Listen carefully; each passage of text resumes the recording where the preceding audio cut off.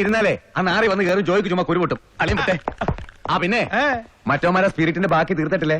ഓ തീർപ്പിച്ചോളാവേ, അളിയൻ ചെല്ലേ. ഓ ആ നാരി വരുമ്പോ പിടിച്ചിരുത്തി ഒരെണ്ണം ഒഴിച്ചോട്, ഞാനൊന്ന് പേടിപ്പിച്ചേച്ചും വരാം. അയ്യോ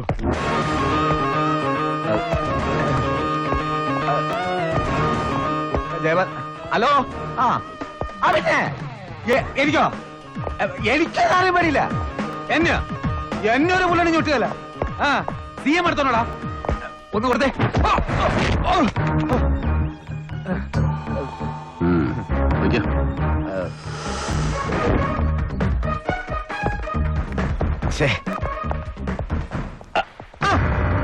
ഹലോ ജലപാലൻ, ഓർമ്മയുണ്ടോ? ഒരിക്കൽ നമ്മളൊന്ന് കൂടിയിട്ടുണ്ട്, ഒരു 4 കൊല്ലം മുമ്പ്. ആശാനെ അങ്ങ് തൃശ്ശൂരില് നമ്മൾ ഓഫീസിൽ സ്റ്റേറ്റ് മീറ്റ് നടക്കുമ്പോ കാസിനോവില്.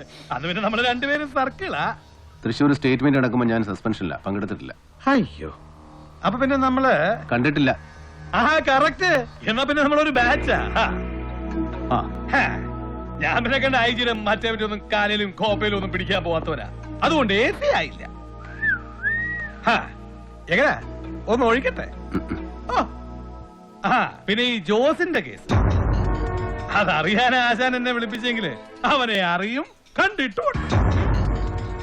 എങ്ങനെ ഓണം, വിഷു, ക്രിസ്മസ്, പള്ളിപ്പെരുന്നാള്, തിരുവാതിര അവന്റെ ഒന്ന് കീർത്തി അക്രവും വാങ്ങിച്ചിട്ടുണ്ട്. പിന്നെ അവൻ ചത്തത് എങ്ങനെയാണെന്ന് ചോദിച്ചാല് അത് ജലപാലനെ അന്വേഷിച്ചിട്ടില്ല, അന്വേഷിക്കാനോട്ട് ഉദ്ദേശവും ഇല്ല. പിന്നെ ആചാരെ ഈ ജോസിന്റെ ഇടപാടെ തമിഴന്മാരുമായിട്ടായിരുന്നു. തീർത്തത് അവര് തന്നെ, തർക്കത്തില്. സാക്ഷാൽ ബെൽറ്റ് ബോംബിന്റെ ആൾക്കാര്, പുലികള്. ഒന്നാളിയാ ഐറ്റന്റ് കമ്മീഷണറാന്നോ ഇന്ത്യൻ പ്രധാനമന്ത്രിയാന്നോ ഒരു നോട്ടോ ഇല്ലാത്തവന്മാരാ. ആച്ചിക്കളയും. അതുകൊണ്ട് അളിയനൊരു കാര്യം ചെയ്യും. ഞാൻ ഈ കാട്ടുമൂലന്ന് ഇല്ലാത്ത കാശിന് ഡീസൽ ഒഴിച്ചോണ്ട് ഇവിടെ വരെ വന്നതേ ഇത് പറയാനാ. അളിയൻ അന്വേഷിച്ചു, തെളിവൊന്നും ഇല്ലാന്ന് പറഞ്ഞ് റിപ്പോർട്ട് എഴുതി കൊടുക്ക.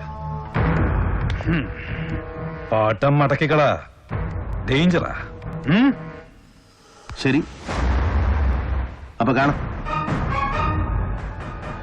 താങ്ക്സ്. ആശാനെ, ഞാൻ അന്വേഷിച്ചിടത്തോളം വീട്ടിൽ നല്ല കിളി പോലൊരു ഭാര്യയും ആവുന്നില്ലാത്തൊരു ചെക്കനും.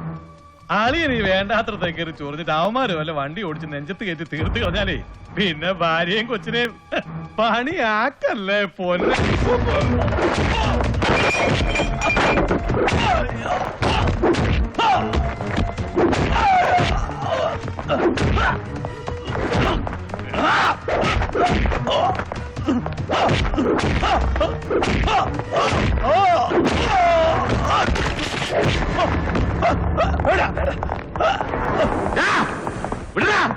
വിടാൻ